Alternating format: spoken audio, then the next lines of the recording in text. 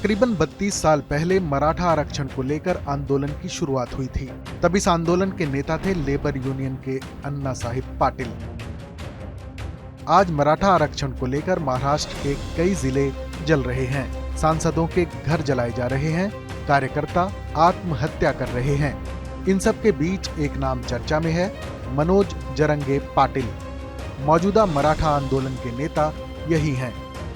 मनोज जरंगे ने कहा है कि जब तक मराठाओं को आरक्षण नहीं मिल जाता तब तक उनका धरना जारी रहेगा। कौन है मराठा?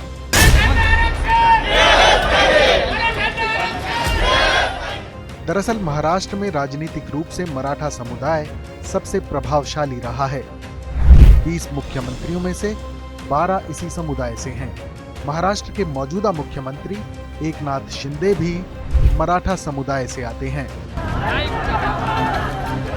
ऐतिहासिक रूप से मराठा समुदाय के सदस्यों को योद्धाओं के रूप में जाना जाता रहा है, लेकिन मौजूदा दौर में महाराष्ट्र में ये मुख्य रूप से किसानों का समुदाय है, जिनके पास जमीन भी है, लेकिन कई राज्यों के कृषक समुदाय की तरह ही भूमि जोत के छोटे होने और खेती की कई समस्याओं की वजह से मराठाओं की भी समृद्धि धीरे धीरे कम हुई है।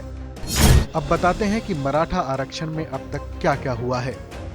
मराठा आरक्षण की मांग से मजबूर होकर राज्य सरकार ने मराठाओं के लिए 16% आरक्षण का प्रावधान किया था, लेकिन इससे कुल आरक्षित सीटों का प्रतिशत 50% की सीमा को पार कर गया, जिसके बाद इस आरक्षण को सुप्रीम कोर्ट में चुनौती दी गई और सुप्रीम कोर्ट ने आरक्षण को रद्द कर दिया। इसके बाद मराठा नेताओं ने मांग की कि उनके समुदाय के सदस्यों को कुणबी जाति के प्रमाण पत्र दे दिए जाएं। कुणबी जाति महाराष्ट्र की ओबीसी की सूची में आती है, जिसकी वजह से उस समुदाय के लोगों को पहले से ओबीसी आरक्षण, जो कि 19% है, उसका लाभ मिलता है। दरअसल मराठाओं का कहना है कि सितंबर 1948 में निजाम का शासन खत्म होने तक मराठा समुदाय के लोगों को कुणबी माना जाता था और कुणबी ओबीसी में आते थे, इसलिए इस बार फिर इन्हें कुणबी जाति का दर्जा दिया जाए और ओबीसी में शामिल किया जाए। मौजूदा महाराष्ट्र सरकार ने मराठा समुदाय के कुछ लोगों को कुणबी प्रमाण पत्र देने का फैसला कर लिया है, लेकिन जरंगे की मांग है कि ये प्रमाण पत्र सभी मराठाओं को दिए जाएं। आंदोलन की आवाज जरंगे शिवबा संगठन चलाते हैं।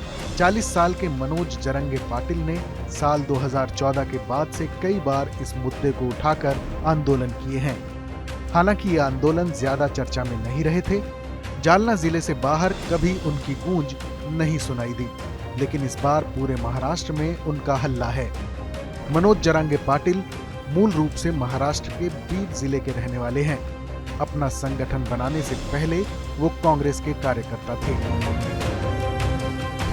इस खबर पर अपनी राय हमें जरूर बताएं।